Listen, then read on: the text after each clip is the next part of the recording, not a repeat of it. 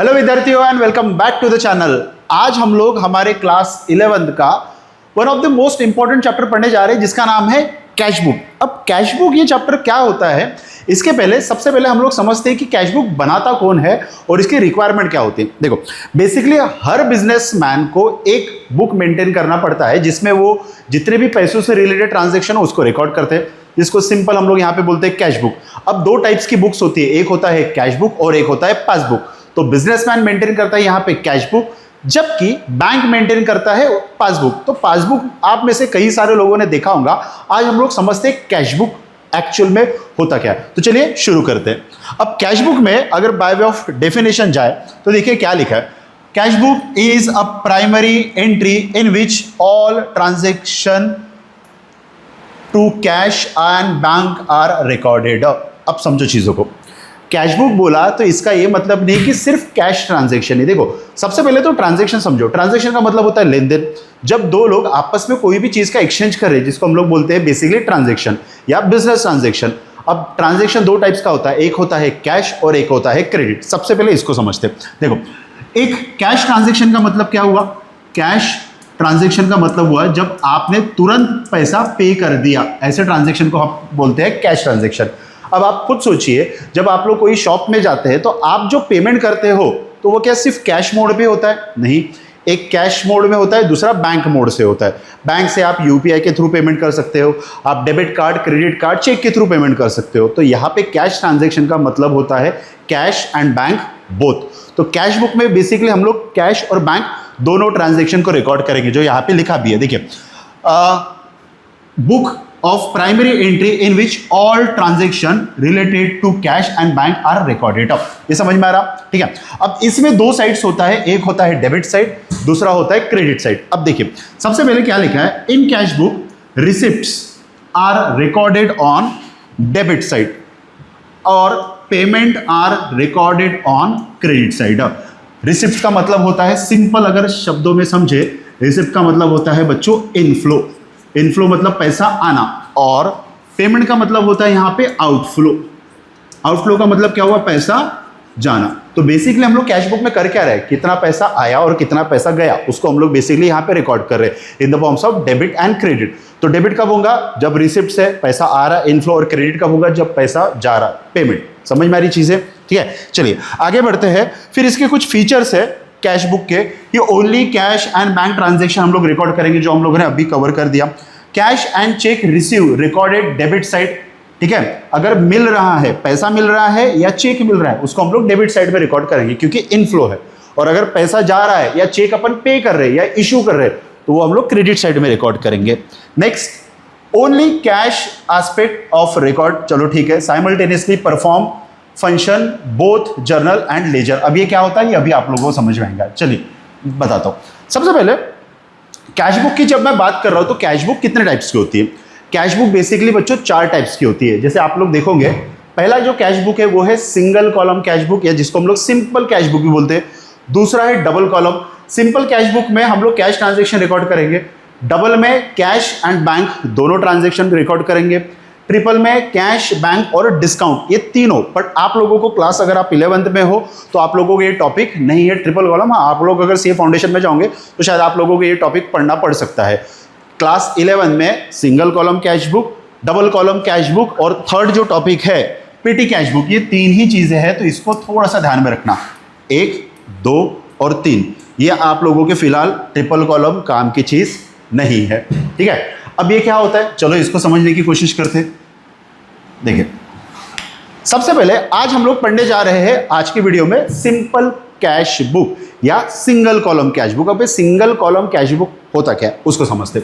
सबसे पहले, in simple column cash book all receipts of cash are recorded on a left hand side. ठीक है, and all payment are recorded on a right hand side. अब आप लोगों को ये कुछ फॉर्मेट दिख रहा होगा, लिखा भी है यहाँ पे, फॉर्मेट ऑफ कैश बुक। जिसमें बेसिकली कितने कॉलम्स है? 1 2 3 4 5 6, ठीक है, और 7 8, टोटल 8 कॉलम है। अब आप एक चीज इसमें ऑब्जर्व कीजिए कि पहले 4 कॉलम और सेकंड 4 कॉलम सेम है। देखिए, ये जो पहले के जो 4 कॉलम है 1 2 3 4 सेम वैसे ही बने। तो ये जो पहले के जो 4 कॉलम है ये अपना शो करता है बच्चों डेबिट साइड। अब डेबिट क्रेडिट का कंसेप्ट वैसे तो हम लोग जर्नल एंट्री में पढ़ेंगे, अभी बेसिकली ध्यान में रखो, इसको हम लोग बोलेंगे लेफ्ट हैंड साइड, और ये बचे हुए जो 4 कॉलम्स है इसको हम लोग बोलेंगे क्रेडिट साइड। तो यहाँ पे क्या लिखा है, लेफ्ट हैंड साइड में हम लोग क्या रिकॉर्ड करेंगे, ठीक है, पैसा आना, और राइट हैंड साइड में पैसा जाना, ठीक है। अब देखिए इसमें कुछ की पॉइंट्स है। The detail of cash book receive and payment return under the name of account. जब कभी भी हम लोग कोई किसी का भी पैसा आया या पैसा गया तो हम लोगों को उसका नाम शो करना जरूरी है। जैसे मैंने अगर कैश पे किया रमेश को तो यहाँ पे रमेश के नाम से अकाउंट बनेगा, सुरेश से मुझे अगर कैश मिला तो यहाँ पे सुरेश के नाम से अकाउंट बनेगा।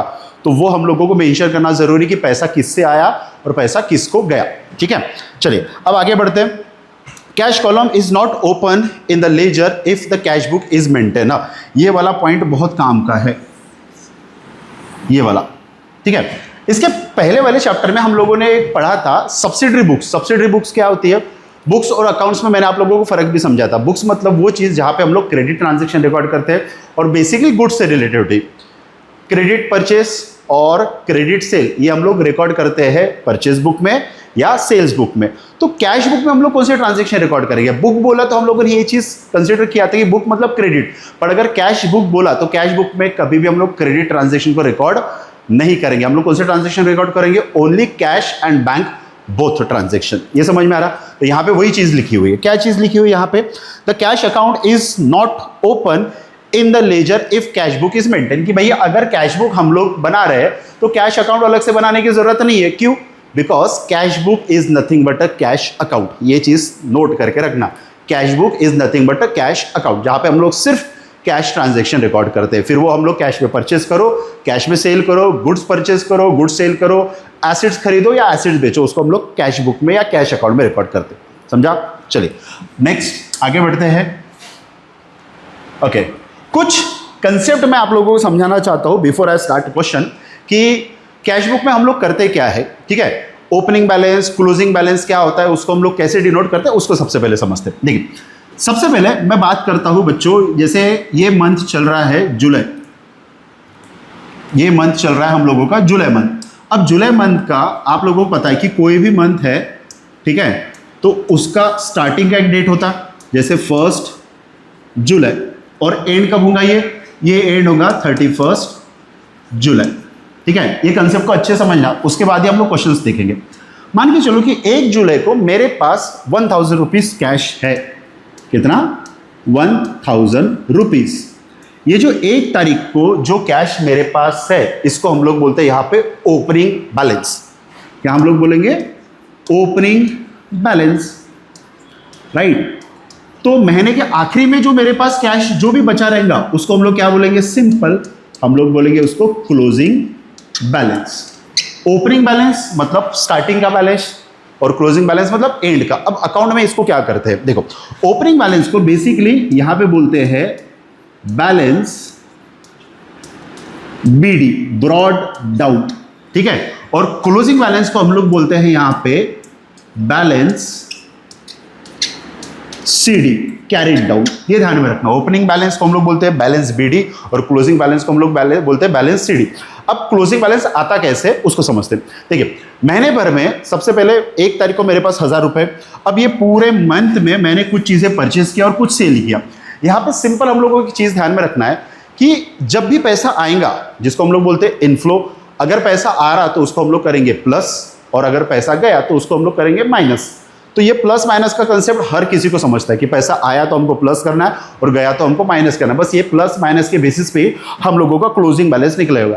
बट प्रैक्टिकल लाइफ में हम लोग जब पढ़ेंगे इसको तो हम लोग इसको डेबिट एंड क्रेडिट के फॉर्म में समझेंगे। आज हम लोग बेसिकली प्लस माइनस से समझते हैं। देखिए मान के चलिए कि मैंने परचेस किया 500 रुपए का सामान। अब आप बताइए मुझे 500 का सामान परचेस किया तो मैं इसको प्लस करूंगा कि माइनस, ऑब्वियसली माइनस, क्योंकि आउटफ्लो है।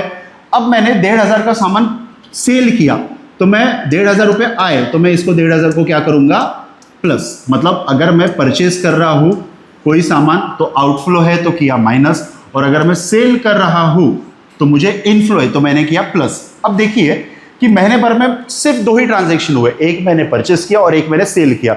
अब ये सब प्लस माइनस करने के बाद आखिरी में मेरे पास कितना पैसा बचा, ठीक है, 1000 प्लस 1500 माइनस 500, मतलब 2500 में से 500 गए तो बचे कितने, 2000। तो ये जो 2000 बचा मेरे पास महीने के आखिरी में, जिसको हम लोग बोलते हैं क्लोजिंग बैलेंस, या उसी को हम लोग बोलते हैं यहाँ पे बैलेंस सीडी। समझ में आ रही चीज़ है, इसको आप लोग नोट डाउन कीजिए, बहुत इंपॉर्टेंट कंसेप्ट है बीडी एंड सीडी का। चलिए अब थोड़ा सा आगे बढ़ते हैं हम लोग, और अभी हम लोग ना मेन क्वेश्चन पे आते हैं, राइट। सबसे मेन इसका पहले फॉर्मेट क्या क्या है, किस तरीके से बनाते हैं, उसको पहले समझते हैं, फिर हम लोग क्वेश्चन से शुरू करते हैं। जैसा बेसिकली ये क्वेश्चन दिया आप लोगों को, जहां पे आप लोगों को कुछ ट्रांजेक्शन दिए और आपको बोला है कि आपको सिंपल कॉलम कैश बुक बनाना है, ठीक है। 2016 के ट्रांजेक्शन है, मार्च महीने के 1 तारीख का और 30 तारीख का, ठीक है, पूरे महीने भर का। Deepak commences a business with cash 2 lakh, ठीक है, सिंपल। अभी हम लोग क्या करते हैं, इसको प्लस माइनस से समझते हैं, फिर हम लोग इसको डेबिट एंड क्रेडिट में हम लोग ट्रांसफर करेंगे। सबसे पहले बिजनेस स्टार्ट किया, हम लोग जब अकाउंटिंग करते हैं तो हम लोग किसके पॉइंट ऑफ व्यू से सोचते हैं, बिजनेस कि बिजनेसमैन। हमेशा ध्यान में रखना, हम लोग हमेशा सोचेंगे बिजनेस के पॉइंट ऑफ व्यू से। अब दीपक कौन है, ओनर। ओनर ने बिजनेस में पैसा डाला, मतलब बिजनेस में पैसा आया तो हम लोग क्या करेंगे, इसको सिंपल, इसको हम लोग करेंगे यहाँ पे प्लस, राइट। फिर उसके बाद ही डिपॉजिट इनटू बैंक, इसने ये पैसा, मतलब कैश की मैं बात कर रहा हूँ, कैश उसने बैंक में जमा कर दिया, तो कैश में से 70 रुपए हो गया माइनस। नेक्स्ट ही परचेस अ गुड्स, परचेस किया, तो परचेस किया तो पैसा आया कि गया, आप बताइए। परचेस किया मतलब सर पैसा गया, तो हमने क्या किया, इसको माइनस। फिर फर्नीचर परचेस किया, फिर से हम लोग क्या करेंगे, माइनस। फिर कैश विड्रॉ किया, मतलब कैश विड्रॉ किया बैंक से, मतलब कैश में पैसा आया, तो हम लोगों ने किया प्लस। रेंट पे किया, पैसा गया, आउटफ्लो माइनस। और गुड्स सोल्ड किया, मतलब पैसा आया, तो हम लोगों ने क्या किया, इसको प्लस। अब यही प्लस माइनस को हम लोग कैश बुक में डेबिट एंड क्रेडिट के फॉर्म में लिखते हैं, समझो सिंपल। प्लस हम लोग कर रहे हैं, मतलब हम लोग वो अकाउंट को कर रहे हैं डेबिट, और अगर माइनस हो रहा है मतलब वो अकाउंट को हम लोग क्या कर रहे हैं, क्रेडिट। यहाँ पे भी प्लस हो रहा, मतलब ये डेबिट, ये क्रेडिट और ये डेबिट। नीचे आप लोग देख सकते हो, बेसिकली देखिए, सबसे पहले मैंने आप लोगों को बताया था कि 8 कॉलम है, इसमें वाउचर नंबर का हम लोगों को जरूरत नहीं पड़ती, 1 2 3 4, ठीक है, 4 और 4 8 कॉलम है। ये हो गया डेबिट साइड, जो 4 कॉलम शो कर रहा है, और ये जो बचे हुए 4 कॉलम है ये शो कर रहा है यहाँ पे क्रेडिट साइड। अब यहाँ पे डेबिट और क्रेडिट का हम लोग समझते हैं। सबसे पहले डेबिट साइड हम लोगों को बताता है बच्चों इनफ्लो, इनफ्लो मतलब पैसा आ रहा, जिसमें हम लोग करते हैं प्लस। और ये जो बचा हुआ क्रेडिट साइड है, ये हम लोगों को बताता है आउटफ्लो। आउटफ्लो मतलब पैसा गया, तो हम लोग इसको क्या करेंगे, बेसिकली माइनस, ठीक है। अब देखो जितना पैसा आया उसको देखो, सबसे पहले 2 लाख लिखा डेबिट में, ठीक है। किससे पैसा आया, दीपक। दीपक कौन है, ओनर, तो ओनर के हम लोग कौन सा अकाउंट बनाते हैं, यहाँ पे ओनर के लिए हम लोग बनाते हैं कैपिटल अकाउंट। ये ध्यान में रखना, capital account represent owner account. तो सबसे पहले किससे पैसा आया वो लिखा। एक कस्टम है वो ध्यान में रखना, डेबिट में अगर हम लोग कुछ भी लिख रहे तो हम लोग शुरू करेंगे अकाउंट के पहले टू, ठीक है। और क्रेडिट में अगर कुछ भी लिख रहे हैं हम लोग अकाउंट, तो उसके पहले लिखना पड़ेगा बाय। ये कस्टम है, इसको ध्यान में रखना। तो सबसे पहले ओनर से पैसा, इसलिए कैपिटल 2 लाख। उसके बाद ये चलो ये हो गया, फिर डेबिट हुआ, ठीक है। कैश विड्रॉ किया हम लोगों ने बैंक से, ठीक है, तो बैंक से पैसा आया इसलिए टू बैंक अकाउंट 5000। उसके बाद डेबिट क्या है, सेल किया, तो हम लोगों ने बनाया यहाँ पे सेल अकाउंट, कितना 6000। ये समझ में आ रहा, पूरा पैसा आ गया। मतलब हम लोगों के पास टोटल पैसा कितना आया, अगर आप लोग देखोगे तो टोटल पैसा आया 2,11,000 रुपए। ओके, अब पैसा गया कितना, ये देखो 1 2 3 4, ठीक है, ठीक है, ये 4 आइटम गए। सबसे पहले हम लोगों ने बैंक में डिपॉजिट किया, तो यहाँ पे लिखा बाय बैंक 70,000, चलो हो गया। ओके, उसके बाद नेक्स्ट गुड्स परचेज किए, परचेज गुड्स के लिए हम लोगों ने बनाया परचेस अकाउंट, ठीक है। उसके बाद फर्नीचर हम लोगों ने बना परचेस किया, उसके लिए फर्नीचर अकाउंट। फिर हम लोगों ने रेंट पे किया, रेंट अकाउंट। अब सबसे इंपॉर्टेंट चीज है कि सर ये बैलेंस सीडी, बैलेंस सीडी का मतलब क्या होता है, क्लोजिंग बैलेंस। ये आता कैसे, बेसिकली समझो, हमने पूरे महीने भर में 2,11,000 रुपए अर्न किए, इनफ्लो है, और ये जो टोटल है इसका, ठीक है, 1 2 3 4, ये चारों को 2,11,000 में से ये चारों को माइनस करो, तो जो बैलेंस बचेगा हमारे पास उसको हम लोग बोलेंगे यहाँ पे बैलेंस सीडी। कैसे निकाला बैलेंस सीडी? पूरे इसका टोटल किया 2,11,000, 2,11,000 में से जितना हम लोगों ने आउटफ्लो था वो आउटफ्लो को किया माइनस, तो पैसा हमारे पास बचा, वो उसको हम लोग बोलेंगे balance CD. I hope so कि आप लोगों को ये कंसेप्ट समझ में आया होगा। ठीक है, इसको नोट डाउन कर लीजिए।